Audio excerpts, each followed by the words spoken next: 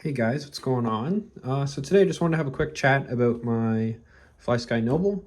Um, as you can see from the title, and which is why you clicked on it, I have had some issue with it, and I'm just going to walk you through quickly what happened and why it possibly happened, and the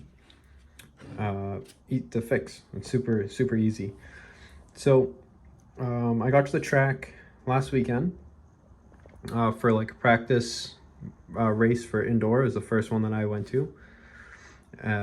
So I got my truck, got my radio. I was talking to my buddy, and we were talking about Flysky and how they just signed a bunch of pro drivers, and how great the Noble is. And then I turned on my went to turn on my radio.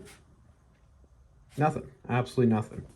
So basically, it's like how it is now. You could push the button however many times you want. The base was in it, fully charged, and would not power up the radio at all. Wouldn't charge, nothing. So then I ended up getting a spare radio off someone, MRG Racing actually, and ran that for the weekend. And yeah, so when I got home, I kind of had some suspicions of what the issue was. So if you guys didn't know, the Noble has an internal battery, which I have sitting right here, and it sits in your grip, I guess, your pistol grip. So it sits right there, and there's no way to charge that battery from the radio. So if you just have the radio here, let's take the bank out of the picture, you cannot plug in anywhere to charge that battery. The only way to charge the battery is through your power bank, which you can see connects here at the base of your radio. So mine was fully charged and my radio would turn on. So I ended up trying someone else's power bank because there was someone else there with Noble. So I threw theirs on, theirs fully charged. Same thing, nothing. So then what I thought, as an electrician and as an avid hobbyist, as you can see, it's like, okay, well, if this is just a charge, what's getting this power? The internal battery, right? Because all this is doing is charging it. It's not sending power through the radio, it's just charging this battery, which then powers the radio. So I got home, whatever, unpacked, gave it a couple days. Then I pulled apart my radio, which is super simple. Just took off the side, the bottom, and popped it out, pulled out the battery, and I put my multimeter to it, and it was below a volt. So if you know anything about cells, most of them are 3.7 volt. So you can see here, if you're unsure, normally the cells will tell you, but you can see kind of below my thumb there, 3.7 volt and 9.6 watt hours. So tested below volt, meaning that battery is dead, toast, and you can see it's corroded. So obviously this is no good.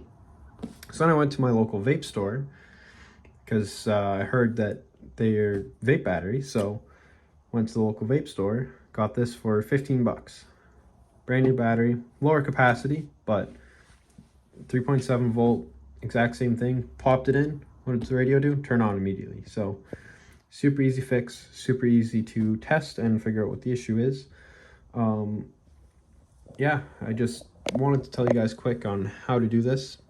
Very easy, and hopefully this will help someone out there that comes up with this issue, because I've had this for I think like 2 years now. This is the first issue I've had with this radio. So yeah, and another thing too, I'll explain this quick, how to take the radio apart. It's super easy. So that's on the side, right? And obviously you have your rubber grip. So the first thing I did, pull off this rubber grip. You can see there's little points in here, so you need like something kind of pointed and sharp. So like little tiny flathead or something, kind of pull and pry it, pop that off. Once you have that off, you have the bare radio on here, or bare cover. And then there's your knob here. So I just gently pop that off, and then undid every screw on the side. You'll see it's super simple. And then on the bottom, you have this, which clamps on, you'll see on your radio. So I pulled the 2 screws out at the side of that, which pulled that off. And then there was a few screws on the bottom. I can't remember how many, I think it was 3 by the looks of it.